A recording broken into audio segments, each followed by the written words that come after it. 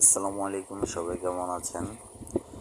আমরা ভালো আছি আলহামদুলিল্লাহ। আজকে আমরা দেখাবো কিভাবে ভাড়া বেঁধে আমরা কত করে কাজ করি। তো আমরা মূলত শিটিং করি, ইরেকশন করি, ওয়েল্ডিংয়ের কাজ করি।